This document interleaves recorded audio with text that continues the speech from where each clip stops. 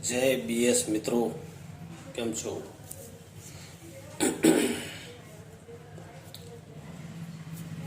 આજે આપણે વાત કરવાની છે કે આંકડા મળતા નથી. આટલું આટલું કમીએ છતાંય આંકડા મળતા નથી, બરાબર? તો એના પર આજે ચર્ચા કરીશું કે આંકડા કેમ નથી મળતા. મિત્રો, ઘરમાં જો 4-5 સભ્યો રહેતા હોય અને 4-5 સભ્યો સાથે મળીને કમાતા હોય તો આંકડા 100% મળે. પછી 4-5 જણ ખાવાવાળા હોય અને 1 જણ કામ કરવાવાળો હોય તો આંકડા નહીં મળે. મતલબ કે આંકડા તમારા કદી નહીં મળે. એનું કારણ છે કે હવે ગામડામાં અને શહેરમાં એક જ સરખી મોંઘવારી છે. જે ગામના ભાવે મળે એ શહેરમાં મળે છે, બરાબર?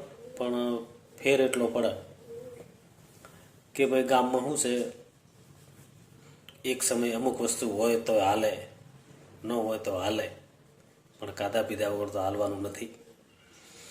એટલે આંકડા નથી મળતા. એનું કારણ મિત્રો કે આપણે કેલ્ક્યુલેશન જરૂરી છે.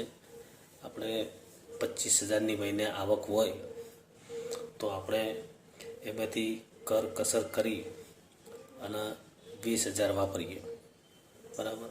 અને ખોટા ખર્ચા આપણે થોડા ઓછા કરી દઈએ અને નાની મોટી થોડી બચત કરીએ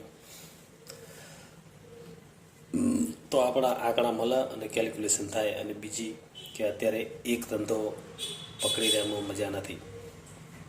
સાઈડમાં બીજું કંઈક કરવું પડે. અને મને ખબર છે કે અત્યારે લોકો બબે 3 ધંધા કરતા જ હોય છે, છતાંય માણસને સંતોષ નથી.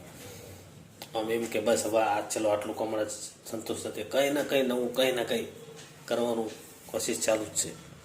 પણ એ એક સંઘર્ષ છે.